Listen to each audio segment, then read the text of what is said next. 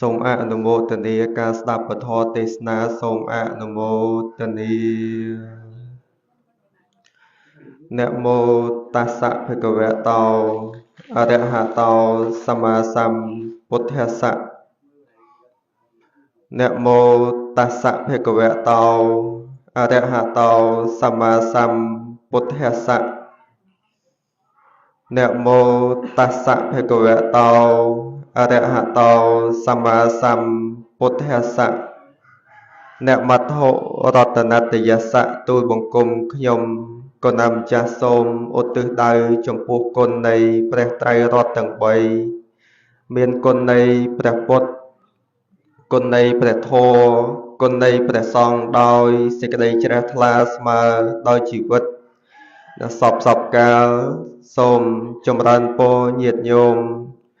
ដែលពុទ្ធបរិស័ទទាំងអស់គ្រប់គ្នាដែលជាម្ចាស់ផ្ដើមទានប្រធានផ្ដើមបុណ្យនៅក្នុងពិធីបុណ្យតក្កិណានុប្បទានគម្រប់7ថ្ងៃនិងញាតិញោមទាំងអស់គ្រប់គ្នាដែលអញ្ជើញចូលរួមនៅក្នុងពិធីបុណ្យនេះផងដែរហើយពិធីបុណ្យ7ថ្ងៃនេះយើង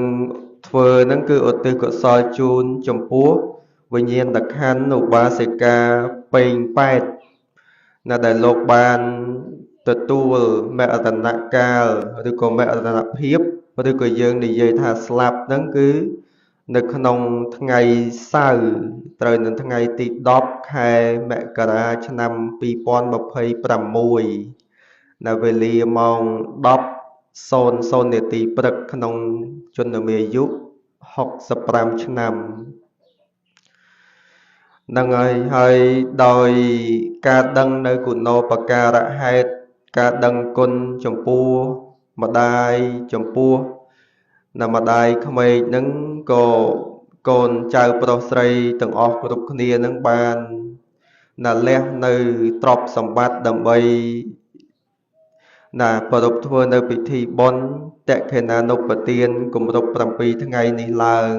ក្នុងនោះអ្នកផ្ដើមបុណ្យរួមមានទី1គឺ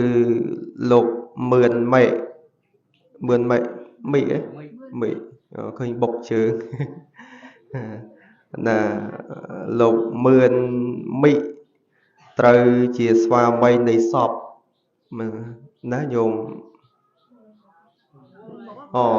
ចឹងទី2អ្នកស្រីមិគឹមយឿនព្រមទាំងស្វាមីនិងបុត្រ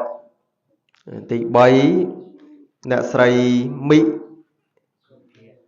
គឹមយាននិងស្វាមីព្រមទាំងបុត្រទី4អ្នកស្រីមិពិសីនិងស្វាមីព្រមទាំងបុត្រទី5លោកមិឡាមីចឹងហ៎និងភរិយាព្រមទាំងបុត្រទី6អ្នកស្រីមិអៀងលីនិងស្វាមីព្រមទាំងបុត្រទី7លោកមិចន្ទ្រានិងភរិយាព្រមទាំងបុត្រទី8លោកមិចន្ទធីនិងភរិយាទី9លោកមិពុទ្ធីនិងលោកមិពុទ្ធីនិងភរិយាហើយ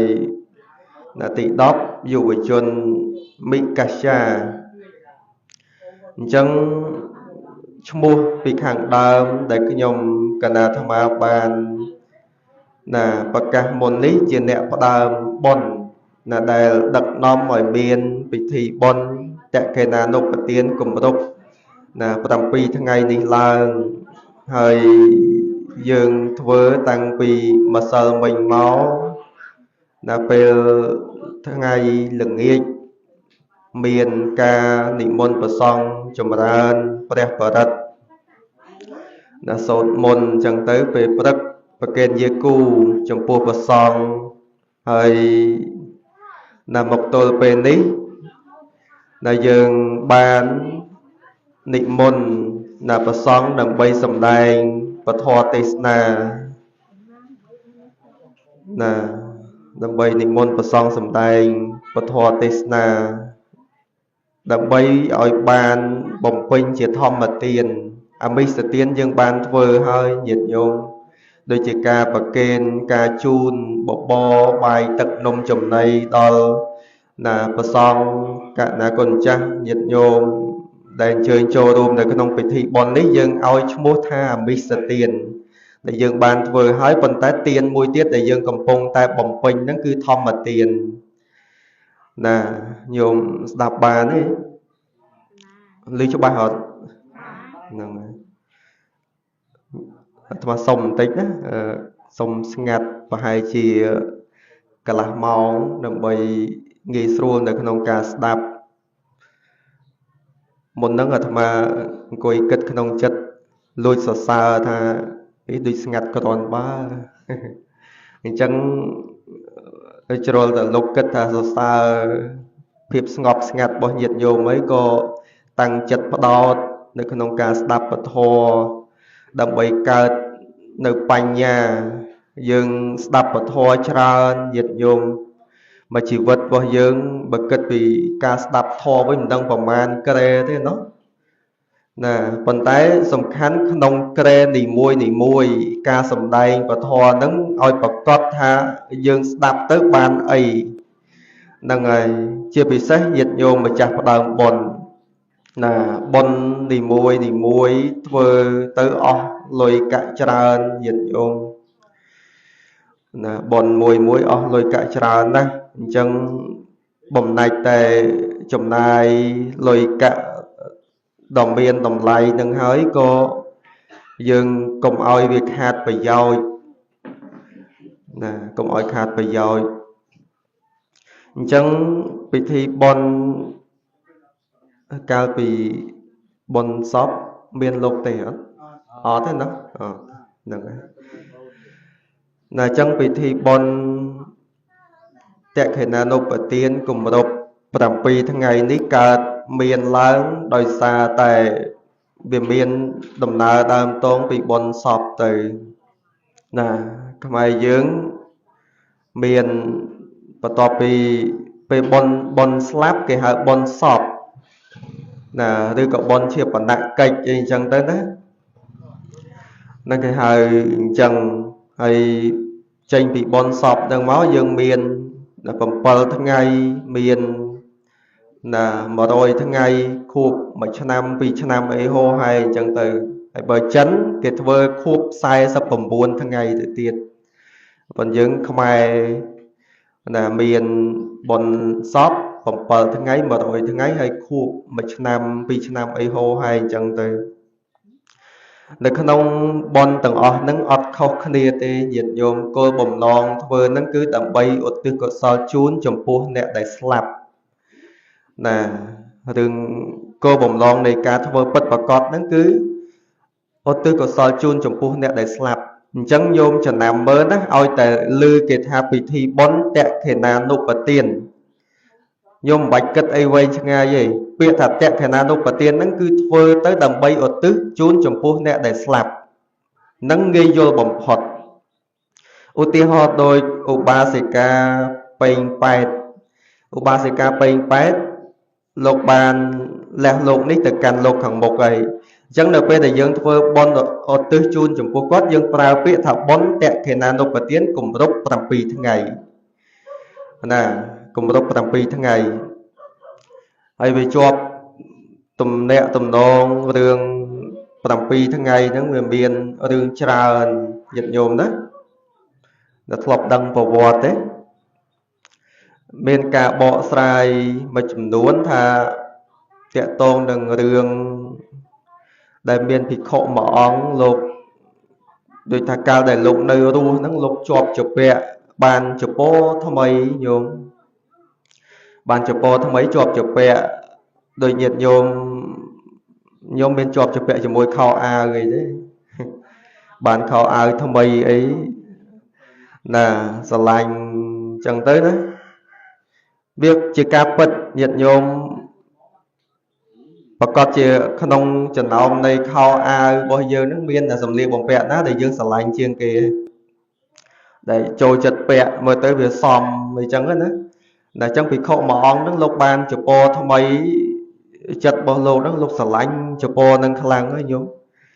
ប៉ុន្តែត្រង់ចំណុចមួយព្រះសម្មាសម្ពុទ្ធព្រះអង្គសម្ដែងថាធម៌ទាំងឡាយកើតព្រោះហេតុអាស្រ័យដោយបច្ច័យអញ្ចឹងវាអត់ទៀងទាត់ទេណាថ្ងៃនេះយើងនៅជួបជុំគ្នានៅមើលគ្នាឃើញថ្ងៃស្អែកសួរថាដឹងទៅជាអីដឹងទេអត់ដឹងទេណាគ្មានណាអាចកំណត់ទុកមុនបាននឹងអានឹងដែលចង់បញ្ជាក់ថាអ្វីអ្វីគ្រប់យ៉ាងមិនទៀងណារឿងការជួបការព្រាត់ប្រាសនេះគឺអត់ទៀងទេហើយក្នុងពុទ្ធសាសនាព្រះអង្គបញ្ជាក់ថារឿងមិនទៀងនឹងហើយជាធម្មតាធម៌មានន័យថាកើតឡើងជាធម្មតាឥឡូវសួរថាស្លាប់ទៅធម្មតាទេញោមកើតមកហើយស្លាប់ទៅជាធម្មតាប៉ុន្តែធ្វើម៉េចដើម្បីសម្គាល់ថាធម្មតារស់នៅជាមួយគ្នាស្រឡាញ់គ្នាណាព្រាត់គ្នាទៅអញ្ចឹងអាក្នុងខណៈដែលចិត្តស្រឡាញ់ហ្នឹងពេលដែលយើងព្រាត់គ្នាទៅយើងទទួលយកអត់បានទេដល់តែទទួលយកអត់បានគិតថាហ្នឹងវាមិនធម្មតាតែតាមពិតអត់ទេមនុស្សកើតមកហើយត្រូវស្លាប់ជាធម្មតាបន្តណាណាដូចមានកូនចៅក្មេងៗស្ដាប់ធម៌ច្រើនណាសប្បាយចិត្តដែរហ្នឹងហើយនិយាយចឹងទីញោមចាស់ថ្ងៃក្រោយលេងស្ដាប់ហើយណាអញ្ចឹងធម្មតាធម៌ហ្នឹងគឺអញ្ចឹងកើតមកហើយត្រូវតែស្លាប់ទៅវិញឈឺក៏ជាធម្មតាធម៌ចាស់ក៏ជាធម្មតាធម៌ណាស្លាប់ក៏ជាធម្មតាធម៌នឹងដែលយើងរលឹកដឹងជារឿយឥឡូវអាត្មាលើកឧទាហរណ៍រឿងមួយពេលដែលក្រៅពីសាច់ញាតិរបស់យើងស្លាប់ណាមានន័យថាយើងឃើញអ្នកដទៃស្លាប់សួរថាអារម្មណ៍របស់យើងនឹងវាទៅកើតទុកដូចនៅពេលដែលសាច់ញាតិរបស់យើងស្លាប់ទេអត់ទេណោះមកពីអីមកពីចិត្តស្រឡាញ់ហ្នឹងណានៅពេលដែលយើងរស់នៅជាមួយគ្នាយើងស្រឡាញ់ឧទាហរណ៍កូនស្រឡាញ់ម្ដាយចៅស្រឡាញ់ជីដូនអីចឹងទៅអញ្ចឹងអាចិត្តស្រឡាញ់ហ្នឹងយើងដឹងហើយថាសេចក្តីស្លាប់វាធម្មតាប៉ុន្តែខណៈពេលហ្នឹងយើងអត់បានគិតរឿងធម្មតាអីមនុស្សកំពុងតែស្រឡាញ់សុកបែកទៅណោះអត់បានគិតរឿងធម៌ដល់អញ្ចឹងវាទៅជាលេខធម្មតាទៅវិញតែដើម្បីកាត់បន្ថយសេចក្តីទុក្ខទៅបានញាតិញោមត្រូវពិចារណានៅក្នុងធម្មតាធម៌ណាធម្មតាធម៌ហ្នឹងគឺធម៌ធម្មតាមានន័យថាវាប្រព្រឹត្តទៅក្នុងលក្ខណៈធម្មតាជួបហើយក៏ត្រូវព្រាត់ទៅវិញណាអត់ទៀងទាត់អត់ថិតថេរកំណត់មិនបានឧទាហរណ៍តែយើងមិនចង់ឲ្យបែកទេប៉ុន្តែយើងមានសិទ្ធិទៅខាត់បានទេខាត់អត់បានទេណារឿងព្រាត់នឹងខាត់មិនបានពេលខ្លះបើមិនព្រាត់ភ្នែករស់នៅមើលឃើញក៏វាគង់តែព្រាត់នៅពេលណាមួយណាដូចក្នុងពេលនេះអញ្ចឹងត្រឡប់មកវិញរឿងភិក្ខុមួយអង្គដែលលោកស្រឡាញ់ដែលចៃពោថ្មីហ្នឹងចិត្តរបស់លោកជាប់ជំពាក់ជាមួយនឹងណាចៃពោហ្នឹងហើយស្រាប់តែដល់ពេលដែលលោកបានលោកសកត់ទៅអាចិត្តជាប់ជំពាក់ហ្នឹងអត់នឹកឃើញរឿងកុសលធម៌ទេអញ្ចឹងលោកទៅកើតជាចៃចពោណាទៅកើតនៅចៃចពោទុំនៅលើចៃចពោហ្នឹងហើយភិក្ខុទាំងឡាយលោកអត់ដឹងញោមភិក្ខុទាំងឡាយលោកអត់ដឹងលោកចង់យកចពោហ្នឹងមកចែកគ្នាដល់ព្រះសម្មាសម្ពុទ្ធព្រះអង្គថាមនាលភិក្ខុទាំងឡាយចពោនេះគួរទុកឲ្យផុតរយៈកាល7ថ្ងៃណាសំណាក់ទាំងឡាយយកមកបែងចែកគ្នា ពួកព្រះអង្គដឹងថាភិក្ខុនឹងកាលដែលលោកនៅរស់មុនពេលដែលលោកសគត់ទៅលោកស្រឡាញ់នៃចីពរនឹងជីវ័នដែលចិត្តចុងក្រោយរបស់លោកនឹងធ្វើឲ្យលោកទៅកើតជាចៃចីពរហើយចៃវាមានអាយុ7ថ្ងៃណាផុតពី7ថ្ងៃហ្នឹងទៅក៏ភិក្ខុលោកយកចីពរនឹងបែងចែកគ្នាប្រើទៅមានអ្នកខ្លះក៏បកស្រាយថាពិធីបុណ្យ7ថ្ងៃក៏កើតចេញពីរឿងនឹងដែរបន្តណានឹងរឿងមួយរឿងមួយទៀតពិធីបុណ្យ7ថ្ងៃនេះមានការបកស្រាយមួយចំនួនយកលំនាំទៅតាមប្រវត្តិនៃនាងមល្លិកានឹងជាអគ្គមហេសីបរិជាបបាទបសេនតិកោសល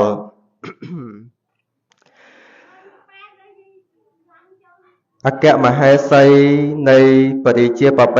បាទបសេនតិកោសលនឹងកាលដែលនាងនៅរស់នាងធ្វើទាននឹងច្រើនណាស់ប៉ុន្តែរឿងមួយដែលនាងខុសឆ្គងណាញោមធ្លាប់ដឹងទេរឿងតែមួយគត់ដែលនាងខុសឆ្គងជាមួយនឹងព្រះស្វាមីរឿងអីញោមអត់ដឹងទេណោះហ្នឹងហើយរឿងដែលនាងខុសឆ្គងនឹងព្រះស្វាមីហ្នឹងគឺដែលនាងកុហកហើយរឿងហ្នឹងបើនិយាយទៅវាពិបាកស្ដាប់បន្តិចប៉ុន្តែនាងហ្នឹងទៅប្រព្រឹត្តអសធម្មជាមួយសត្វសនៈទៅប្រព្រឹត្តអសធម្មជាមួយសត្វសនៈហើយបរិជាមើលពីលើកពូលប្រាសាទចុះមកឃើញអារូបភាពហ្នឹងញោមឃើញអារូបភាពហ្នឹងបរិជាខឹងខ្ញាល់គ្រាន់តែនាងឡើងទៅវិញទៅនាងកាកៃនាងកាលក្ខណី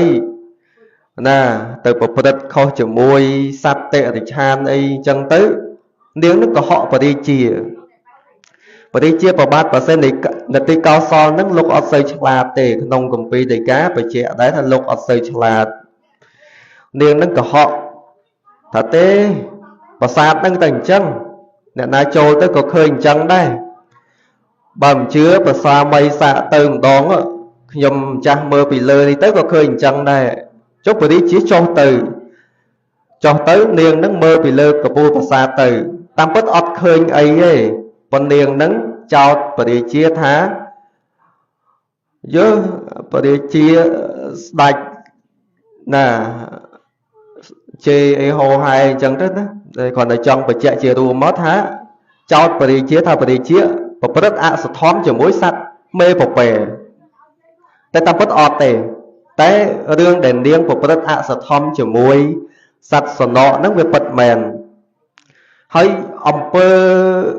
ដែលជាបាបបើនិយាយទៅបាបដែលនាងបានធ្វើតែម្ដងនឹងគត់យំក្រៅពីនឹងនាងធ្វើបុណ្យទាំងអស់ប៉ុន្តែបន្ទាប់ពីស្លាប់ទៅចិត្តរបស់នាងដូចថានៅវិលវល់ជាមួយអាការកុហកតែម្ដងនឹងធ្លាក់ចុះទៅកាន់នរោនិយាយអំពីបរិជាបបាទបសេនតិកោសលនេះវិញលោកអត់ដឹងថាអគ្គមហេសីរបស់ខ្លួនធ្លាប់ធ្វើរឿងនឹងទេអត់ដឹងថានាងធ្លាប់ធ្វើបាបទេដឹងតែរឿងធ្វើបុណ្យណាដឹងតែរឿងធ្វើបុណ្យអញ្ចឹងក៏មានបំណងទៅវត្តចេតពុនចឹងទៅដើម្បីមានបំណងទូលសួរព្រះសម្មាសម្ពុទ្ធដើរត្រុកចឹងទៅដល់សួរបបិទ្ធព្រះអង្គដោយចម្រើនតើណាព្រះអគ្គមហេសីរបស់ខ្ញុំព្រះអង្គពនាងមល្លិកានឹងតើបន្ទាប់ពីនាងអស់ជីវិតពីលោកនេះទៅកើតនៅក្នុងទីណាព្រះអង្គញោមសួរអញ្ចឹងប៉ុន្តែកំឡុងពេលដែលសួរហ្នឹងបរិជាគិតថានាងហ្នឹងនឹងទៅកើតឋានសួគ៌តែជាក់ស្ដែងនាងកំពុងតែនៅក្នុងឋាននរោ7ថ្ងៃអញ្ចឹងព្រះសម្មាសម្ពុទ្ធព្រះអង្គដឹងថានៅពេលដែលព្រះអង្គឆ្លើយសំណួរថានាងមល្លិកានឹងបច្ចុប្បន្នកំពុងតែនៅឋាននរោបរិជាលោកអត់ដឹងរឿងហ៎ញោមលោកអត់ដឹងរឿងលោកអសទ្ធាអញ្ចឹងព្រះអង្គអត់ឆ្លើយទេព្រះអង្គអត់ឆ្លើយព្រះអង្គបណ្ដាចិត្តឲ្យ បរិជាប្របាទប្រសិទ្ធតិកោសលហ្នឹងលោកផ្លេចរឿងហ្នឹងណាផ្លេចថ្ងៃទី1ទៅផ្លេចថ្ងៃទី2នឹកឃើញទៀតគិតតែចង់ទៅសួរទៀតទៅដល់វត្តផ្លេចទៀតណាទី3ទី4ទី5ទី6រហូតដល់ថ្ងៃទី7ថ្ងៃទី7ហ្នឹងនាងអស់កម្មពីឋាននរកមកទៅកើតបដិសន្ធិនៅក្នុងទេវលោកអញ្ចឹងបរិជាទៅថ្ងៃទី7ហ្នឹងព្រះអង្គឈប់បណ្ដាចិត្តឲ្យបរិជាហ្នឹងផ្លេចឯងអញ្ចឹងបរិជាសួរថាបបិទ្ធព្រះអង្គដោយចម្រើនខ្ញុំព្រះអង្គមក7ថ្ងៃជាប់គ្នាតែចេះតែផ្លេចមិនដឹងមិនមកដល់វត្តផ្លេចទៅដល់វាំងវិញចាំតែចង់សួរហ្នឹងចង់សួរតានាងមូលិកាអគ្គមហេសីរបស់ខ្ញុំព្រះអង្គហ្នឹងតើនាងទៅកើតនៅក្នុងទីណាអញ្ចឹងព្រះសម្មាសម្ពុទ្ធព្រះអង្គឆ្លើយអញ្ចឹងកន្លែងហ្នឹងព្រះអង្គមិនកុហកទេណាគឺព្រះអង្គមិនឆ្លើយតែម្ដងព្រោះឆ្លើយទៅអត់បានអីមកវិញទេដល់ថ្ងៃទី7ព្រះអង្គឆ្លើយថាបបិទ្ធមហារាជនាងមូលិកានេះឥឡូវនេះទៅកើតនៅក្នុងទេវលោកបរិជាគាត់តែលឺអញ្ចឹងសប្បាយចិត្តគិតថាព្រះអង្គអើយព្រះអង្គប្រហែលនាងមូលិកាហើយបើមិនបានទៅកើតឋានសួគ៌ទេមិនដឹងដល់ណាបានទៅកើតទេព្រោះនាងធ្វើបុណ្យនោះធ្វើប៉ុន្តែ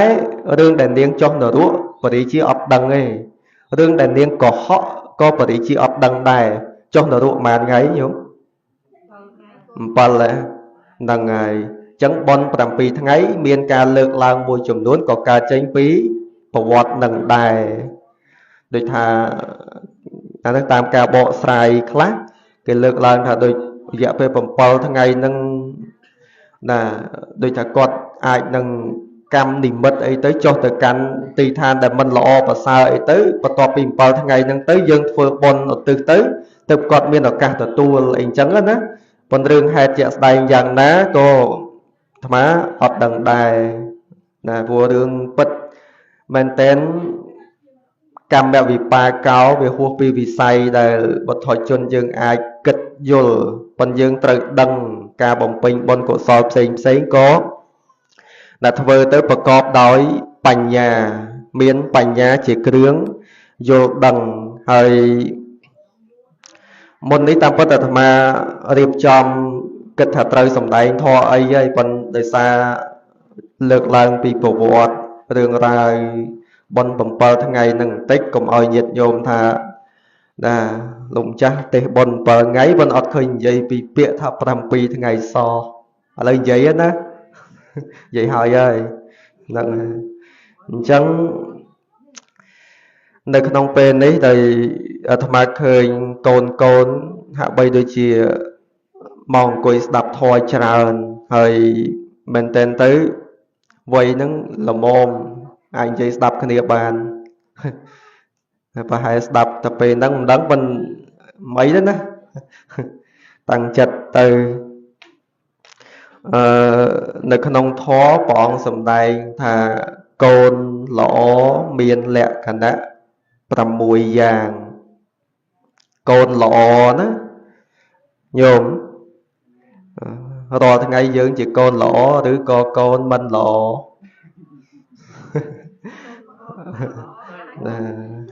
អីទេក៏ហក់លោកខ្លះទៅហ្នឹងហើយឥឡូវអញ្ចេះញោមគិតណាញោមគិតជាមួយអាត្មាដើម្បីវិនិច្ឆ័យថាយើងជាកូនល្អឬក៏កូនមិនល្អបានញោមចាំស្ដាប់សិនតែញោមមានធម៌ទាំងអស់នឹងនៅបើថាមានហើយអាចប្រកាសបានតែខ្ញុំជាកូនល្អបើមានខ្លះឯខ្ញុំក៏ល្អខ្លះដែរបើអត់សោះអត់ល្អសោះដែរហ្នឹងហើយអញ្ចឹងកូនល្អទី1គឺខ្ញុំស្ដាប់ឲ្យតន់ណាកូនល្អទី1គឺជាកូនដែលស្ដាប់ពាក្យព្រានប្រដៅរបស់ឪពុកម្ដាយនេះសិតកូនទេកូនចៅអូហ្នឹងហើយអញ្ចឹង Thì muối con lõ cứ chỉ con đá đáp biết tu miên rồi bỏ ở bốc mà đài dương đạp nữ nè đạp khla ọt khla nè chẳng tí muối cứ để đạp bị tu miên ở bốc mà đài rồi ở bốc mà đài nâng này nom ở thơ đường lõ ở đường ở bóng quỳnh bon tiền anh chẳng đó nữa nâng dương sầm qua luôn anh bà sân chỉ dương bị tôi mau một đò bọc quần đi nào rồi hốt khai từ chia ở bốc chia mà đai kia từ tiết bây giờ đằng cho ba thà ta tật chặt chia bốc mà đai nâng cô đai thông bóng hót trong bàn ấy trình châm cồn nè cô đai thông bóng hót này bốc mà đai trình châm cồn tì muối quạt rồng băng đài quạt rồng băng thà bây để quạt trả tới có sòng khâm thà con nâng nâng trình châm quạt vinh nâng chỉ tu tới cứ quạt tay ta rồng băng chẳng tịch ra ấy mình đắng ấy bắn bà tha ọt xót có ọt đài mới nhôm cha cha nhôm châm con tay rồng băng chẳng ấy tịch tua cháy đai lấy đai ọt miền ta có họ nó nâng ai chẳng ở bốc mà đai trình châm con có quạt rồng băng rừng nâng tay rừng mùi tiết đây là bốc mà đai trong khơi con bồng hót cứ trong khơi con lọ miền ở bốc mà đai ná đây trong khơi con là cọ thế ọt tê tật chất chia bốc chia mà đai miền tiệm mối kê tha nơi bê đai dương ọt ai tục chất là nào ban từng ó còn tay miên mình nút pi nè đại dương nơi tại ai tục chất ban nè nút cứ ở bốc mà đài nè đương ở bốc mà đài nâng tật chất bao con nâng lọ và sao giống về class sọc chất à cọ chiều mùi nè đó tây oi tay ban lọ chiều mùi cốn luôn ai nè miền đương chỉ cả tay ọp ở đồng muối rồi tham mặt đài nâng là cro nhôm cro ọt men ten á hơi miền côn tôi mùi thời trình trầm chẳng sốc chất từ lui ở trong bò kê nó giống mình từ lui ấy ra tới đôi thà là score bị trên mi ấy tịch tôi chẳng tới vào cái phịch luôn tới quát dột ở đằng nó quát on biên lôi tình chẳng bằng tham trong phải chạy thá ở bốc mà đái ai à có đọc chiều môi nòn na ban từng ó quân tay mình ai à có đọc chiều môi côn luôn anh thì thiếp chiều bốc mà đái tuột bay rằng na có đói tay để trong ở côn lọ tuột bay chỉ không lẹ khăn môi để thả bốc mà đái nó bậc cao côn mó ọt ban chỉnh châm so của đói xua thành chất bọc quát đai cất à có đọc vì côn ấy ọt thì nè chẳng dương tầng ọt của độc này trời vô lòng vì côn rồi bỏ ở bọc mà đài là ngày sọc chất sầm lạp chỉ vật nẹ đọt tây oi té côn luôn bán rùa cả lẹ bóng nâng thông á vô hơi bà sân chỉ chi và hiệp còn ba ọt sơ ấy đường ở bọc mà đái còn bởi chi và hiệp bọc con bọc ba hơi nhôm tuột bây giờ trời phơ bạp ổng phơ bạp sầm lắp sắt rồi hốt đo từ hiên là từ lui plon nè đợt tới đầm bay oi tại côn luôn anh bán sẽ cái đây sọc bàn rùa đang để cho ông phải che là hơi tì môi nó cứ đường côn để côn lọ nó côn để đập đồng bò miến ở bục mặt đài tí phí lúc sầm tay thà côn lõ cứ chỉ côn đại ban trình chấm nè ở bục mặt đài nở về để quạt cha chỗ thì là nhôm bình bát học sập ram cho năm rồi quay trong cầu vậy mà đối dân miền bay vây nhôm á miền vây đồng bốn vây còn đá đằng vây chống còi nhôm là vây con và hai chữ thật được nông vây cả đào mà được giống như là bay vây năng thì đại chạy từ bị thao vây từ bốn máu tăng bị cợt mau nè để dương ban sắc xa riêng sâu tới chân tư rồi miền khu xa miền ấy tới rồi cho đào vây tì pì cho đào vây tì pí cứ chập đàm cật khom prang prang rộp trọc sầm bát tì chân tư đào hốt máu rồi nơi tiếp đào vây trong còi cái này chẳng biên tập bay vây năng tề hỡi để lúc sầm đây là con lõ cứ chỉ con để ban trình châm ở bụng mà đáy nó về để quạt cha chỗ thì trình châm nắng ai chỉ lẹ khả năng thầy dương mơ thai con ở to cái đây được nông lẹ khả năng đây dương ban đây chỉ mỗi con thế phân đôi thà phải chăm khai phải chăm mà tật ở tư cổ riêng tôi cả lạc khai mà đòn ấy bây giờ lôi cãi ở cọt chạy vì thổi bon tiền ấy chẳng hơn á nâng có mua thay chỉnh châm này chẳng bàn tham hiệp lực làng xua nhôm một nắng xua tha khăn nông niêm chia mặt đài á nè dương chỉnh châm côn máu tới dương đài thùng phân để để trả tới côn nâng chỉnh châm dương vinh ọt tha thùng phân con tại tích hơi đừng trả ơn quần nâng bờ ọt xót miền tài cố họ nâng chẳng tì bay con lõ cứ chỉ con đài bàn ọt tròm mơ thai ở bụng mà đáy nó về để quạt chư nè nó về để quạt chư mơ thai ọt tròm chẳng con nâng cô dừng đăng luôn ai cái đó nâng ai dừng bàn đạp đồng bộ miền quạt ọt bàn mơ thai quạt ọt bàn chỉ châm quạt ọt nâng cô dừng đăng luôn ai hay bây giờ toàn bàn bồng pin nâng tế cây và tọt tới dừng đang biên ở bục mùi tiệt nè đang biên lục ở bục mùi tiệt bằng bàn thôi chỉ mùi nhậm mà đài thế có thôi chỉ mùi lục ở bục thầy ná nâng ai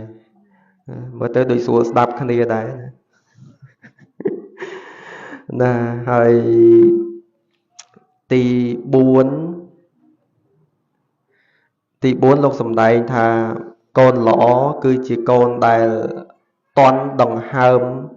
ở bụng mặt đài về để môn về để con slap á bên cả lại nó về miền lẹ khăn ở thầm á mình bạn để sai ta không tế bên tay miền lẹ khăn đôi ta về khác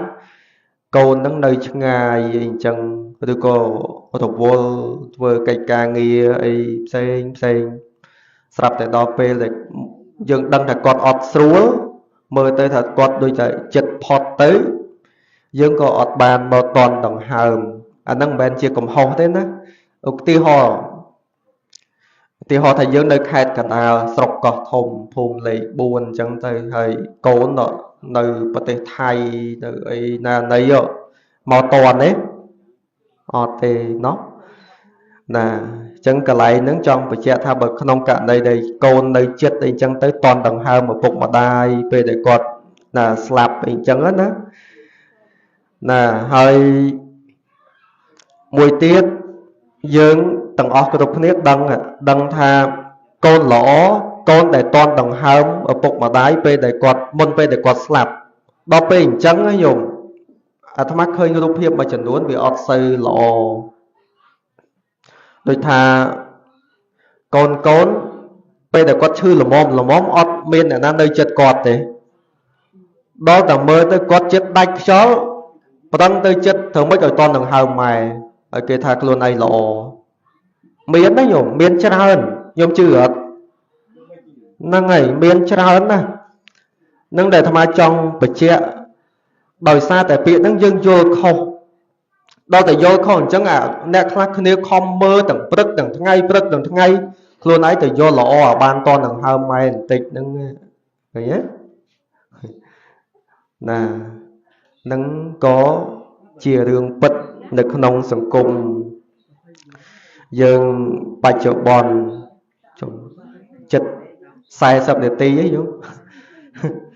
អឺទី5ណាទី5គឺកូនល្អគឺជាកូនដែលបានបំពេញបុណ្យកុសលធ្វើបុណ្យជូនគាត់នៅពេលដែលគាត់ស្លាប់ទៅ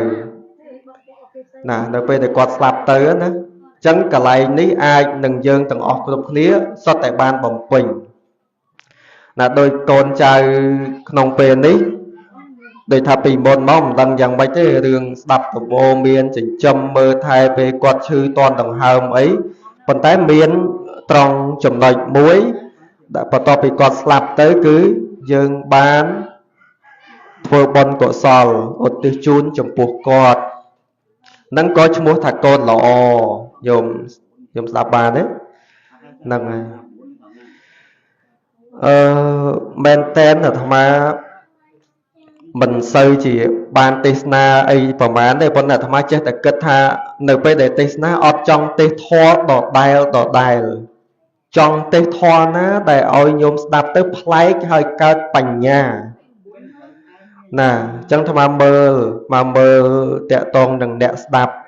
ញោមមួយចំនួនតូចទៅក៏ធ្លាប់ស្ដាប់អាត្មាច្រើនទៅអាចនឹងធ្លាប់ស្ដាប់តាក់ទងពីចំណុចហ្នឹងហើយណាកូនចៅក៏ណារឿងកូនចៅហ្នឹងក៏គួរយល់ដឹងតាក់ទងពី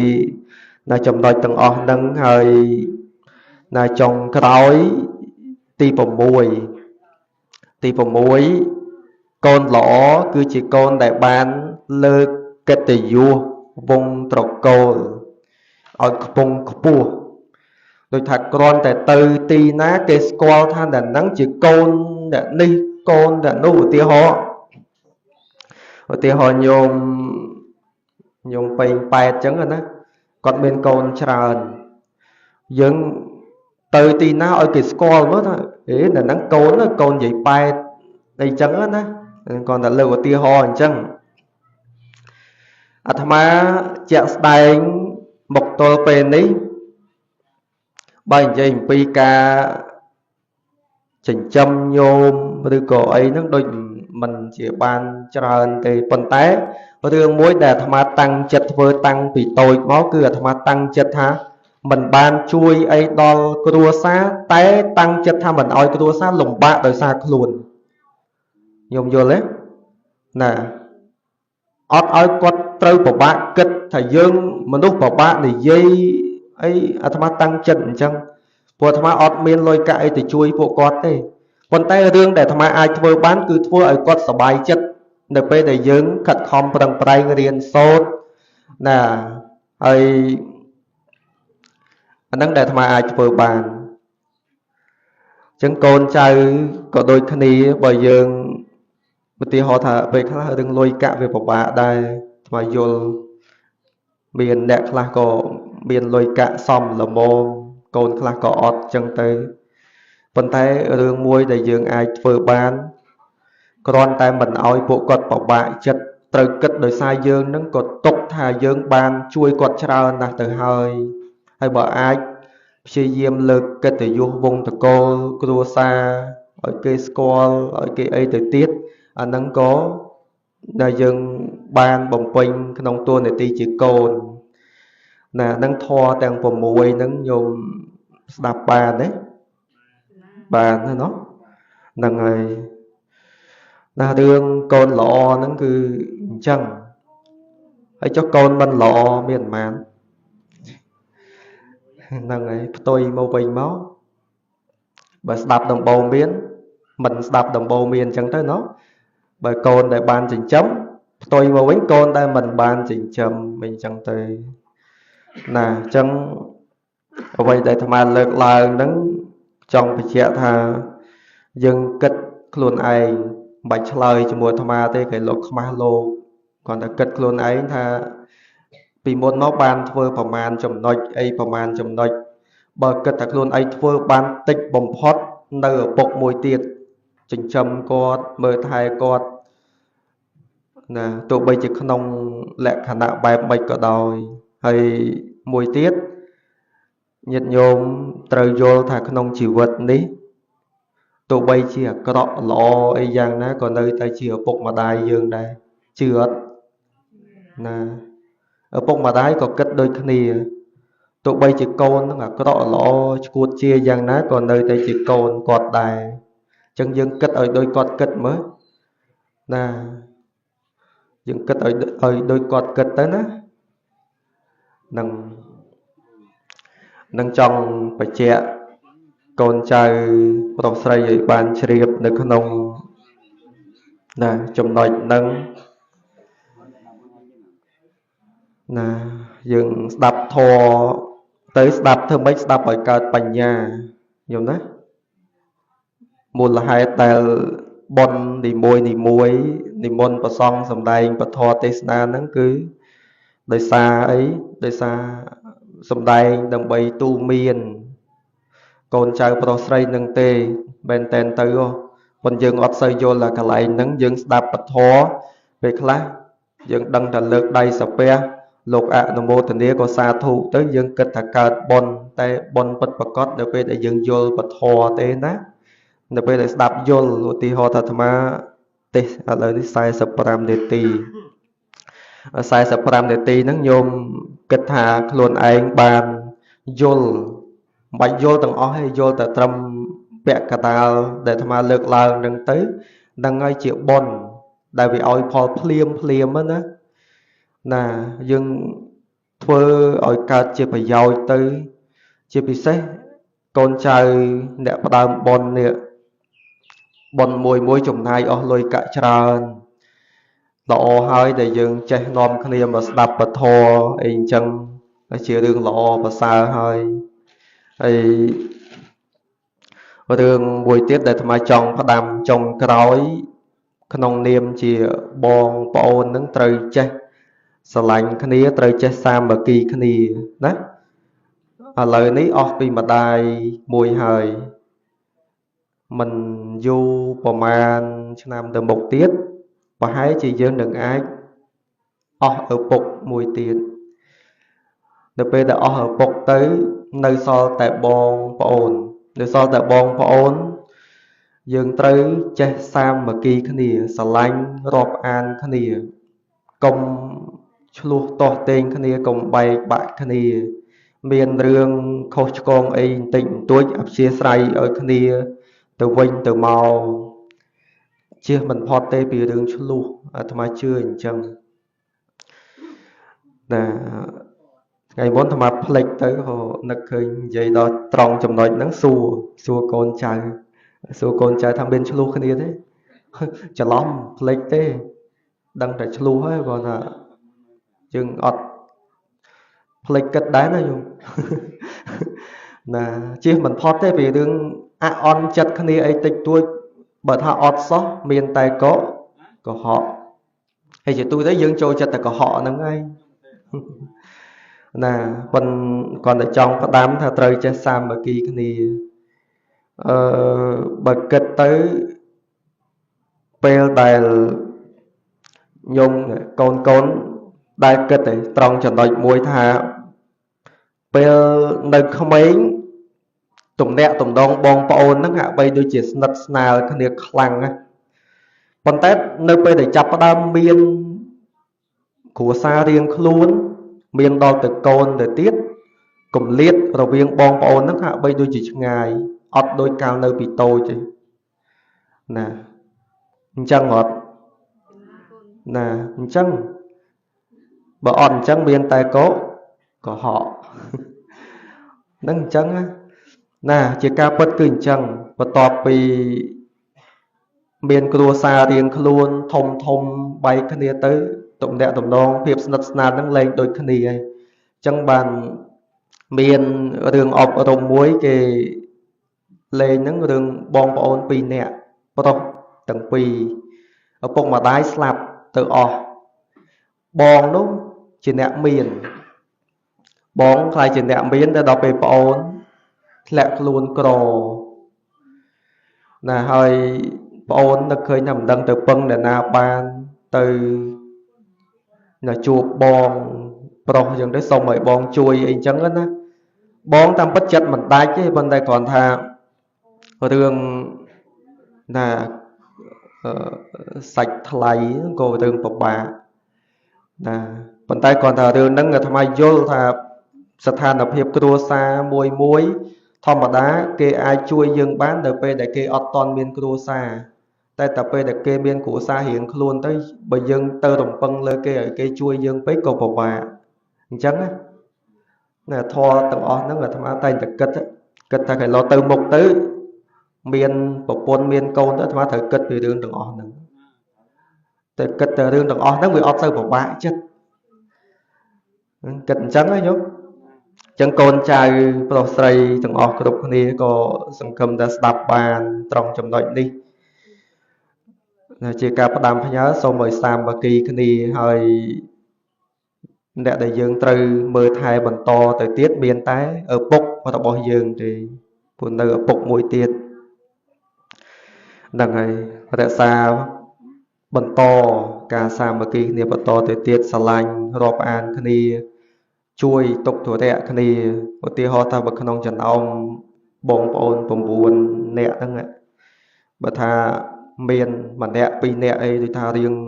ដាបជាងគេអញ្ចឹងទៅក្នុងនាមយើងជាបងប្អូនហ្នឹងបើអាចជួយបានក៏ជួយទៅណានៅក្នុងលក្ខខណ្ឌថាធ្វើម៉េចជួយហើយកុំឲ្យទាស់ចិត្តជាមួយប្រពន្ធរបស់យើងផងឬក៏ជាមួយស្វាមីរបស់យើងផងមានន័យថាជួយគ្រួសារតែក៏កុំឲ្យឆ្លោះគ្នាក្នុងរវាងប្តីប្រពន្ធយើង